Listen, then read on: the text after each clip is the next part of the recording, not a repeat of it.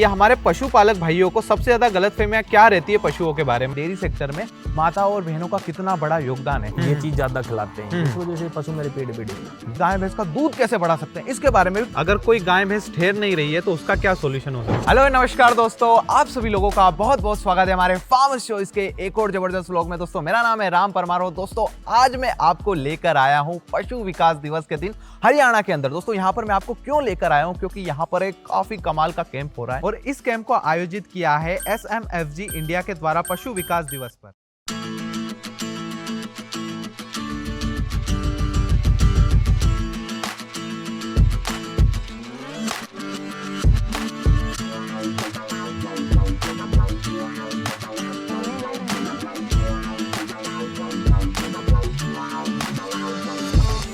आप देखो भाई, हमारे सामने काफी सारे किसान भाई अपने गाय भैंस और अपने पशुओं को लेकर यहाँ पर आए हुए हैं। आप देखिए कितना जबरदस्त यहाँ पर कैंप है। और दोस्तों सबसे खास बात मुझे क्या लगी इस कैंप के बारे में, यहाँ पर हमारी माताएं बहनें भी आए हैं, क्योंकि आपको पता है हमारे डेयरी सेक्टर में माता और बहनों का कितना बड़ा योगदान है। तो चलो आज चलते हैं और आपको एक कमाल का कैंप दिखाने वाले हैं। और यहाँ पर पशुओं का फ्री चेकअप हो रहा है। इसके साथ साथ में आप अपनी गाय भैंस की जितनी भी समस्या है वो यहाँ पर आप पूछ सकते हैं, सारा समाधान आपको यहाँ पर देखने को मिलेगा। साथ ही साथ आप अपनी गाय भैंस का दूध कैसे बढ़ा सकते हैं इसके बारे में भी कंप्लीट इंफॉर्मेशन यहाँ पर होने वाली है। चलिए इस व्लॉग को शुरू करते हैं। दोस्तों यहाँ पर एक भाई आए हुए हैं अपनी भैंस को लेकर, इनसे बात करते हैं थोड़ी सी। भैया नमस्कार। नमस्कार जी, सबसे पहले आप अपना परिचय बताइए। मेरा नाम रमेश है और बिशनपुर गांव है, बाउल तहसील के अच्छा, आप इसी गांव के हैं। हाँ, मैं जी इसी जी गाँव जी। का। तो आपके पास में कितनी गाय भैंस है। मेरे पास 5 है। हाँ हाँ, भैंस है 5। 5 भैंस है। कौन सी नस्ल की सारी। ये मुर्रा नस्ल की है, कोई ये सब देसी है। जी जी जी जी। तो आप मुझे ये बताइए भाई, आज आप इस इवेंट में आए हैं, आपको कैसे पता चला, इस कैंप के बारे में कैसे पता चला। इस कैंप के बारे में कल शाम को ही इन्फॉर्मेशन दे दी गई थी हमारे, मतलब कि जो ये संस्था है इनके द्वारा ही। आपकी भैंस को क्या समस्या हुई पहले तो मुझे वो बताइए, फिर डॉक्टर ने क्या ट्रीटमेंट दिया। अभी डॉक्टर बोल रहे हैं थोड़ा फीवर भी है इसको। जी जी। तो एक इंजेक्शन दिया है और एक सिरप दी है पिलाने के लिए। तो उससे बोल रहे हैं कि फायदा हो जाएगा। और डॉक्टर ने आपको क्या क्या सलाह दी यहाँ से। डॉक्टर ने ये सलाह दी है कि भाई हमें किस प्रकार से पशु का रखरखाव करना चाहिए, इनको किस प्रकार का खाना खिलाना चाहिए, चारे में कौन कौन से, जैसे कि अपन बिल्कुल टाइम पे समय पर जो समय के अनुसार जो खाना खवाना चाहिए। मतलब ऐसा नहीं है कि कुछ भी खिला रहे हैं। जैसे कि किसी मौसम में कुछ चारा खिलाना चाहिए, अलग अलग टाइम पे अलग अलग मौसम में अलग अलग खाना खिलाना चाहिए, उसके बारे में जानकारी दी। इसके अलावा डॉक्टर ने आपको मिनरल मिक्सचर और मिनरल मिक्सचर इनके बारे में बताया कि इनको भी यूज करना चाहिए। अब भाई मुझे ये बताइए, आपको इस कैंप से कैसे मदद मिली। इस कैंप से मदद मिली कि भाई ये पशु बीमार था, मेरी भैंस बीमार थी, तो अब यहाँ पे आए हैं तो उपचार किया गया है डॉक्टरों के द्वारा। तो बहुत अच्छा लगा। जी जी जी, धन्यवाद भाई। ठीक है दोस्तों, इस कैंप के हमारे साथ में डॉक्टर भी मौजूद है। सबसे पहले आप अपना परिचय बताइए। मेरा नाम डॉक्टर अनूप कुमार है जी। मैं रेवाड़ी डिस्ट्रिक्ट का रहने वाला हूँ। यहाँ पे आप देखिए बहुत सारी गाय हैं, बहुत सारी भैंस आई हुई है। सबसे कॉमन प्रॉब्लम क्या देखने को मिली आज आपको। मेरे को सबसे ज्यादा कॉमन प्रॉब्लम मिली है रिपीट ब्रीडिंग की। जी। पशु जो गर्भ नहीं ठहरता, बार बार रिपीट होता है। जी। पहले कोई भी सांड से या कोई उससे बुल से कराते हैं तो भी वो कंसीव नहीं करता। जी जी। तो कंसीव नहीं करता, उसके लिए फार्मर आते हैं कि हमने सीमन भी कराया लेकिन हमारा पशु कंसीव नहीं हुआ। क्यों नहीं हुआ कि ये बार बार एक तो अपने जो पशु जो हमको फार्मर जो है अच्छी मेडिसिन नहीं देना। हाँ। दूसरी बात, अच्छे जो बाहर की जो चीजें होती है जैसे अपने खल, ये चीज ज्यादा खिलाते हैं, इस वजह से पशु मेरे पेट ब्रीडिंग होती है। जी।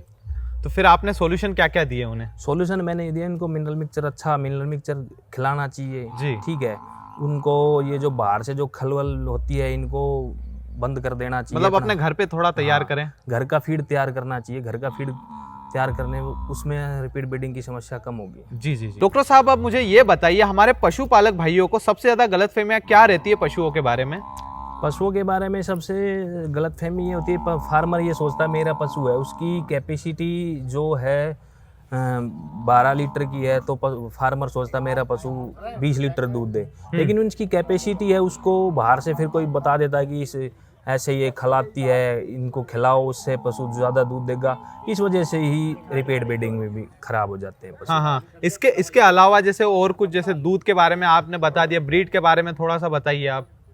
ब्रीड मैं तो ये कहता हूँ कि अच्छी नस्ल के सीमन रखवाने चाहिए, अच्छे बुल से इनको कंसीव कराना चाहिए, जो कि अच्छी कंसीव कराओगे तो उसमें दुग्ध उत्पादन भी ज़्यादा होगा, दुग्ध देगी पशु तो फार्मर को भी फायदा होगा। जी जी जी। तो यहाँ पे आज आपने कितनी भैंसों का चेकअप किया है, कितनी गायों का? मैंने इसको यहाँ पे 6-7 भैंसों का चेकअप किया, जिसमें से जो 3 भैंसें थी वो पॉजिटिव है, हाँ, प्रेग्नेंट है, pregnant है। बाकी सारी नेगेटिव है, नॉन प्रेग्नेंट है। जी जी जी। डॉक्टर साहब आप मुझे अब ये बताइए, हमारे पशुपालक भाइयों को रेगुलर चेकअप क्यों कराना चाहिए, मतलब वीकली भी अगर कराएं तो क्यों कराना चाहिए? पशुओं को फार्मर को रेगुलर चेकअप इस वजह से कराना चाहिए क्योंकि कोई भी पशु है, अब पहले तो महंगा फीड हो गया, अब तो सब चीज़ महंगी आती है, कोई भी फीड खिलाते हैं पशु को 3 महीने पे 2.5 महीने पे उनका चेकअप कराना चाहिए, जिससे कि वो उनको पता लग जाए, फिर उनकी जो खान पान है ना वो भी उसको भी अच्छा खिलाना चाहिए, जो कि फार्मर को भी फायदा हो।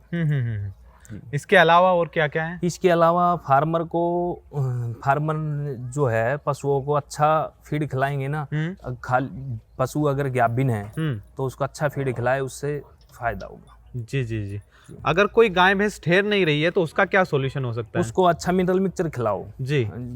अच्छा, जो अपना घर का फीड है ना, घर का अनाज घर का फीड खिलाओ, ठहर जाएगी। जी जी। तो ऐसे कितने फार्मर आए थे आज जिनकी गाय भैंस हीट पे आ रही पर कंसीव नहीं हो पा रही है? ऐसे लगभग काफी फार्मर थे, सबसे ज्यादा प्रॉब्लम यही आई है ना, हाँ सबसे जी। ज्यादा प्रॉब्लम यही आई है। जी।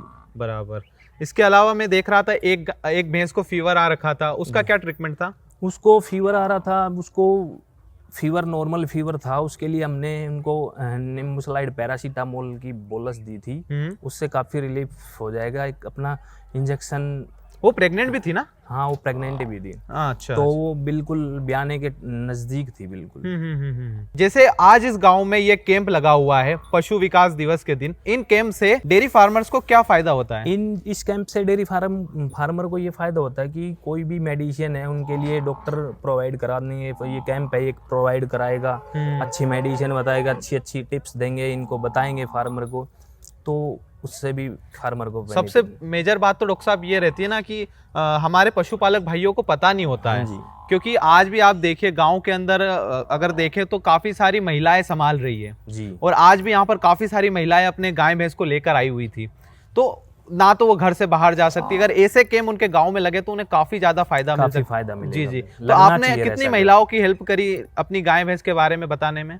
मैंने कम 10-12 पशु आए थे, उनको बताया, बाकी डॉक्टर साहब बैठे हैं अपने वहाँ पे, उन्होंने भी बताया। जी जी। हाँ जी, और जी। भी डॉक्टर आए हुए हैं, उनको बताया। जी डॉक्टर साहब जी, थैंक यू सो मच। तो देखा दोस्तों, इस कैंप से हमारे पशुपालक भाइयों को कितना फायदा, कितना लाभ पहुंच रहा है। कभी आपके गांव या शहर में कोई ऐसा कैंप लगेगा तो आप जाना चाहेंगे, मुझे कमेंट में जरूर से बताइएगा। और ऐसे इंटरेस्टिंग व्लॉग अगर आपको डेली देखने हैं तो हमारे चैनल को सब्सक्राइब करें, पास वाली घंटी दबाएं। मैं मिलता हूं हमारे अगले व्लॉग में, तब तक के लिए जय हिंद, वंदे मातरम।